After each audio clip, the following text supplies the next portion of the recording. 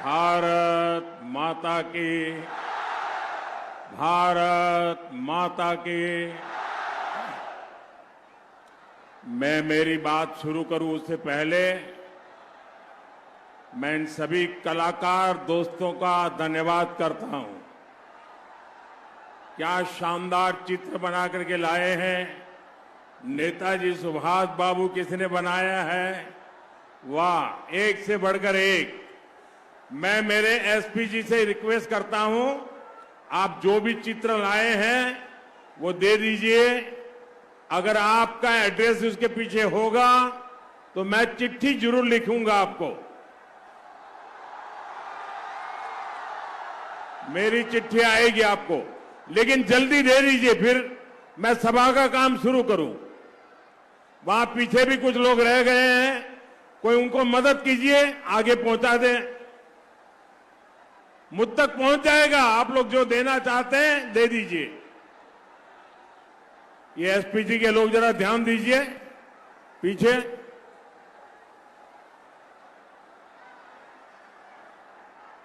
इधर भी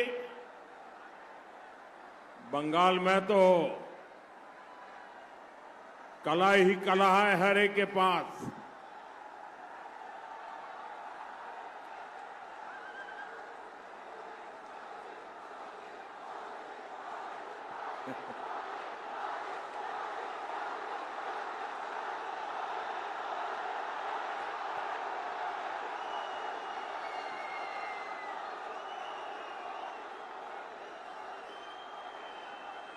ये प्यार,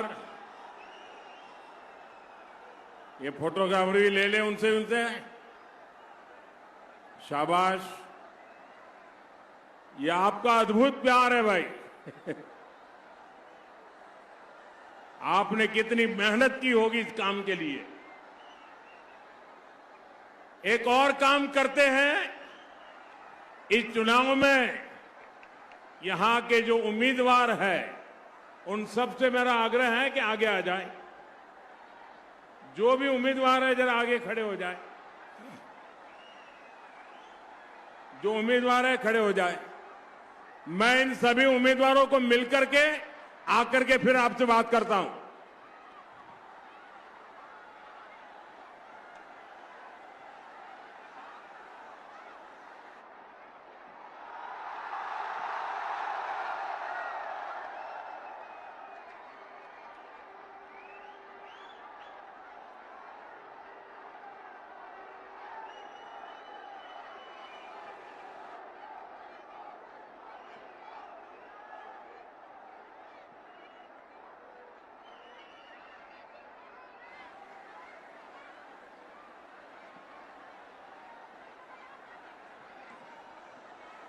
भारत माता की, भारत माता की।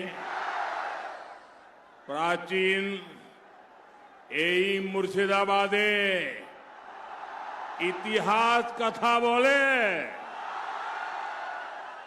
एखानकार ऐतिह्य एखानकार इतिहास। एखानकार मानुष के आमी प्रणाम जानाई। आज मुझे मां किरीटेश्वरी देवी की इस शक्तिपीठ की धरती जहांगीरपुर आने का सौभाग्य मिला है। मैं मां किरीटेश्वरी देवी और मां राजराजेश्वरी देवी के चरणों में प्रणाम करता हूं।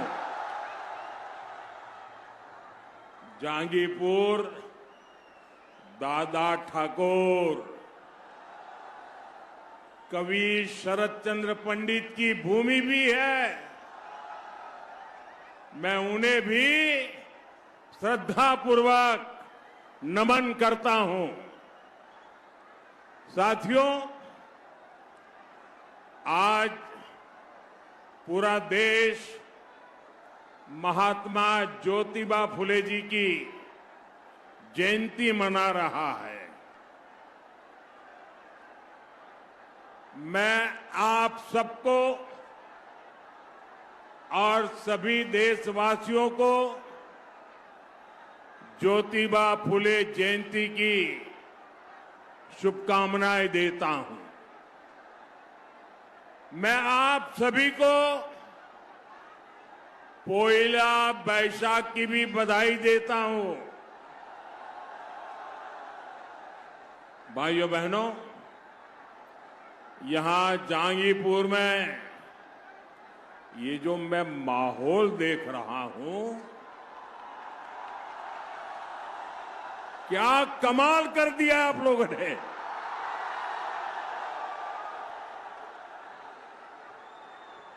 जिस कोने में मैं देखता हूं, लोग ही लोग हैं।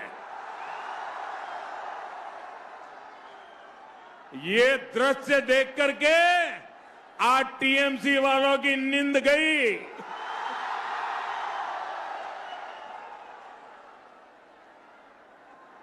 गर्मी शुरू हो गई है। इस गर्मी में भी आपका ये उत्साह, ये जन सैलाब, ये बता रहा है कि विकास की ताजा हवा इस बार बंगाल में भी दस्तक दे रही चुकी है। बंगाल भी अब बीजेपी के साथ चलने का फैसला कर चुका है। जहांगीरपुर की तरह ही आज पूरे बंगाल से एक ही आवाज आ रही है। एक ही आवाज आ रही है। पाल्टानो दोरकार, पाल्टानो दोरकार, पाल्टानो दोरकार, पाल्टानो दोरकार। साथियों, 4 मई के बाद बीजेपी की नई सरकार में जो काम होंगे, मैंने उसके लिए 6 गारंटी दी है। अभी कल बीजेपी ने अपना घोषणा पत्र, भरोसा पत्र भी जारी किया है। इस भरोसा पत्र में, घोषणा पत्र में इन गारंटियों को पूरा करने का रोड मैप दिया गया है। मैं बंगाल बीजेपी को इस शानदार घोषणा पत्र के लिए बधाई देता हूं। साथियों, भारतीय जनता पार्टी ने जो संकल्प लिया है, वो सिर्फ चुनावी वादा नहीं है। ये टीएमसी के महाजंगल राज और सिंडिकेट राज्य के अंत का शंखनाद है। अब बंगाल में डर का नहीं, भय का नहीं, अब बंगाल में अवसर का युग आएगा। साथियों, अब बंगाल में महिलाओं के खाते में 3,000 रुपये सीधे पहुंचेगा। कितना कितना कितना? इतना ही नहीं, नौकरियों में 33% आरक्षण मिलेगा। बंगाल की बेटी अब डरेगी नहीं। बंगाल की बेटी अब असुरक्षित नहीं रहेगी। बंगाल की बेटी अब सम्मान और स्वाभिमान के साथ आगे बढ़ेगी। बंगाल में एम्स, आईआईटी और आईआईएम जैसे संस्थान भी बनेंगे ताकि हमारे युवाओं को घर के पास ही अच्छी पढ़ाई मिल सके। साथियों, बंगाल में भ्रष्टाचारियों को बचाने वाले सावधान हो जाओ। बहुत खेला खेला तुमने।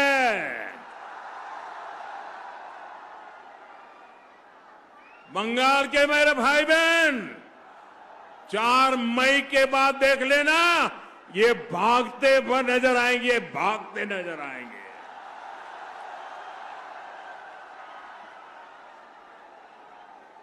जो जनता का हक खाएगा उसके लिए रेड कारपेट नहीं बिछेगा, उसके लिए जेल के दरवाजे खोल दिए जाएंगे।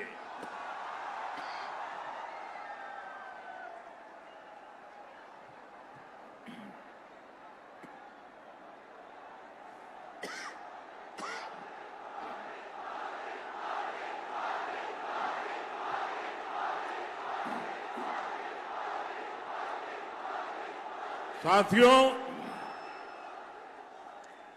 राष्ट्र की सुरक्षा हमारे लिए सर्वोपरि है। भाजपा का संकल्प है बंगाल में यूसीसी लागू कर तुष्टीकरण की राजनीति को हमेशा के लिए खत्म किया जाएगा।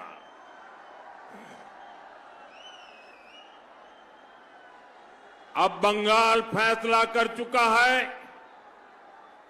अपनी अस्मिता, अपनी पहचान और अपने भविष्य के लिए अब बंगाल आशोल परिवर्तन करके रहेगा। साथियों, हमारे बंगाल का इतिहास रहा है। बंगाल जब परिवर्तन की ठान लेता है तो उसे दुनिया की कोई ताकत रोक नहीं पाती है। आजादी की लड़ाई से लेकर आजादी के बाद तक जिसने बंगाल को चुनौती दी उसका अहंकार चूर चूर हो गया, टूट चुका। पहले अंग्रेज का अहंकार टूटा, फिर कांग्रेस का अहंकार टूटा, फिर लेफ्ट वालों का अहंकार टूटा। अब बंगाल की जनता टीएमसी के अहंकार को चूर चूर कर देगी। करेंगे कि नहीं करेंगे? चूर चूर करेंगे कि नहीं करेंगे?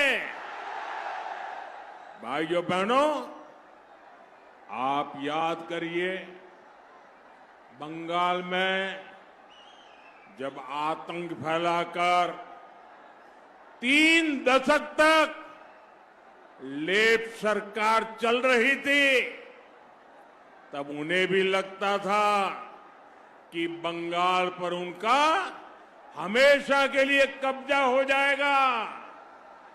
लेकिन फिर बंगाल की जनता ने तय किया, बंगाल की जनता ने फैसला किया, आप लोगों ने फैसला किया, ये सब छोड़बे ना, ये सब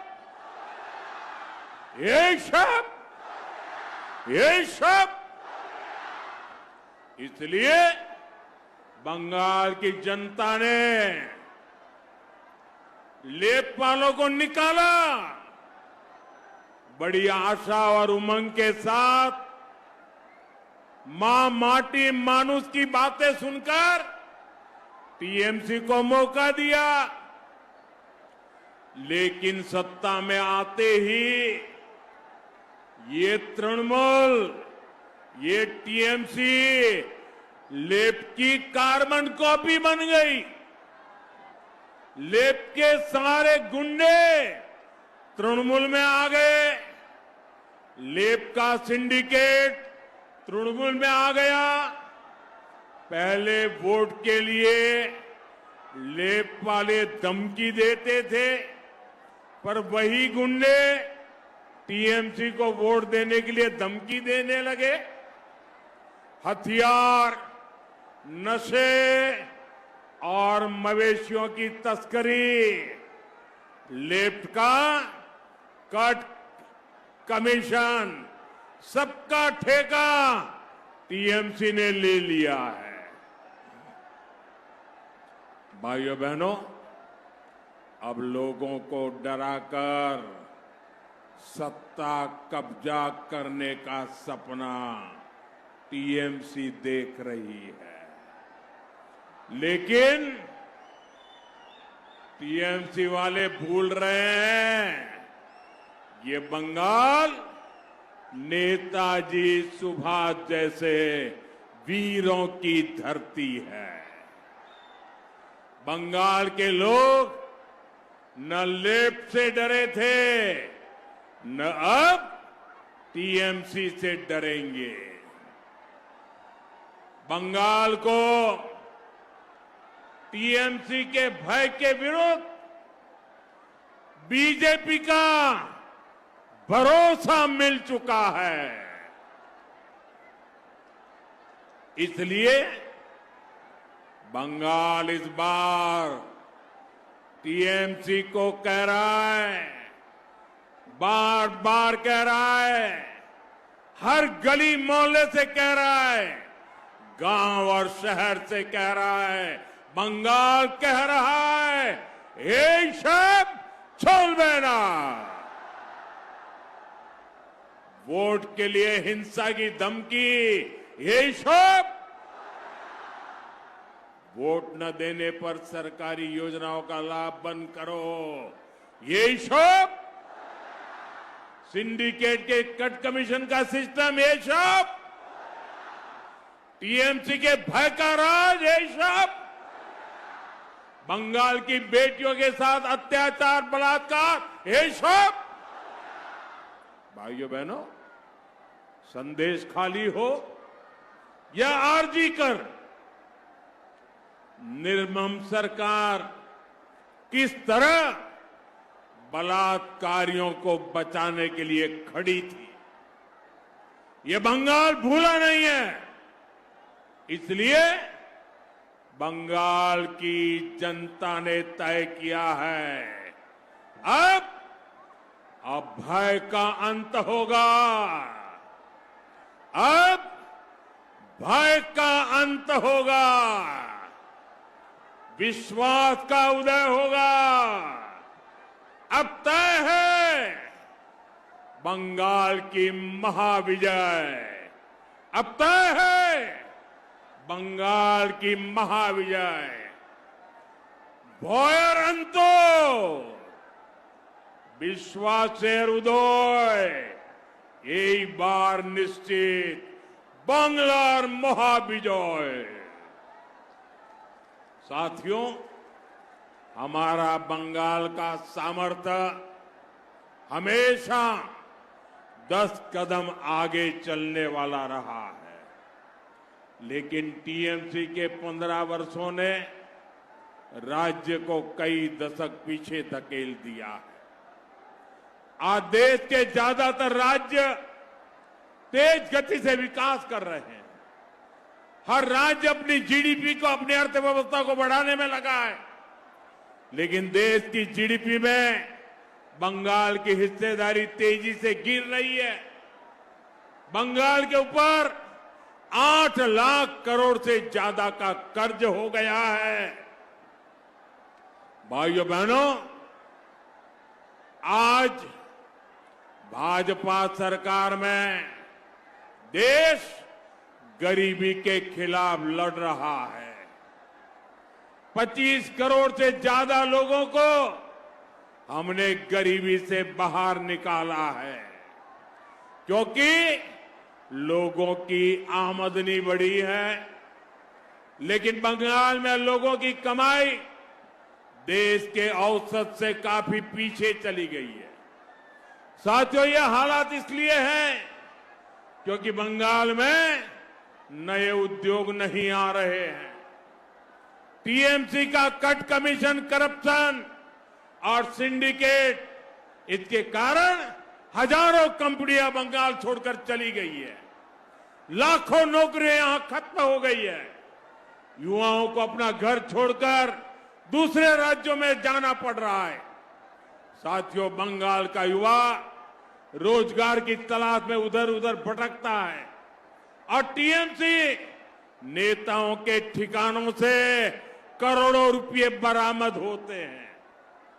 आप एसएससी भर्ती घोटाले को याद करिए। बंगाल के लाखों युवाओं को इस निर्मम सरकार ने ठगा और जब जांच हुई तो बंगाल के शिक्षा मंत्री के करीबी के घर से करोड़ों रुपए कैश बरामद हुए। 2023 में स्कूल रिक्रूटमेंट घोटाले में सीबीआई ने रेड डाली थी, उसमें भी टीएमसी के एक विधायक के घर से लाखों रुपए कैश मिला था। पौजी स्कीम के भ्रष्टाचार में भी टीएमसी नेता के यहां से लाखों रुपए बरामद हुए। भाइयों बहनों, बंगाल में बीजेपी सरकार आएगी। बंगाल में बीजेपी सरकार आएगी और ये कट, कमीशन, करप्शन, इन सब पर ताले लगने वाले।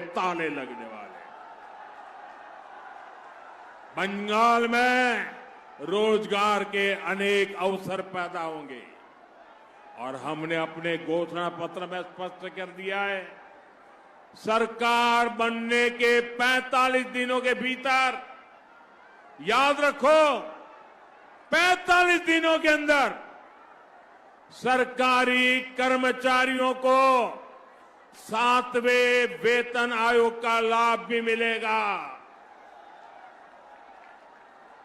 केंद्र सरकार ने 8वें वेतन आयोग का भी गठन किया है।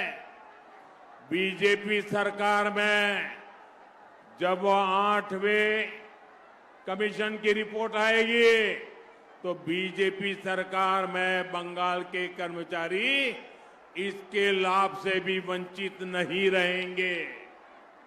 यानी पहले 7वें वेतन आयोग का लाभ, फिर बढ़े हुए डीए का फायदा और फिर भविष्य में 8वें वेतन आयोग का लाभ।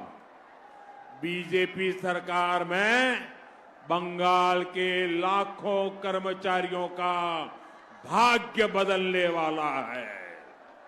साथियों, बंगाल का विकास बीजेपी का कमिटमेंट भी है और बीजेपी की आस्था का सवाल भी है।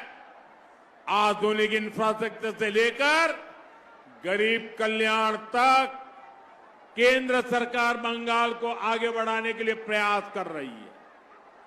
आप खड़गपुर मोरेग्राम एक्सप्रेसवे को देखिए, यह दक्षिण बंगाल को उत्तर बंगाल से जोड़ने वाला बड़ा इकोनॉमिक कॉरिडोर है।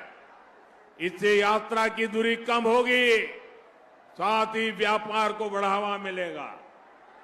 फरक्का से रायगंज तक जो 4 लेन का काम हुआ है, वह भी इस इलाके के लिए बहुत बड़ा बदलाव है। रेलवे में भी यही तस्वीर दिख रही है। वंदे भारत और अमृत भारत ट्रेनें इस क्षेत्र को जोड़ रही है। नई रेल लाइनें तैयार की जा रही है। अमृत भारत स्टेशन योजना के तहत जहांगीरपुर रोड, कृष्णानगर, बैरकपुर, बनगांव समेत कई स्टेशनों को भी आधुनिक बनाया जा रहा है। इसी तरह कल्याणी एम्स ने इस पूरे क्षेत्र के हेल्थ इंफ्रास्ट्रक्चर को नई ताकत दी है। बारासत में एक नए मेडिकल कॉलेज को भी मंजूरी दी गई है। साथियों, इस क्षेत्र में नदी जल कटाव एक बहुत बड़ी समस्या है, लेकिन निर्मम सरकार में यहां का सिंचाई विभाग सिर्फ टीएमसी नेताओं की तिजोरी सींच रहा है।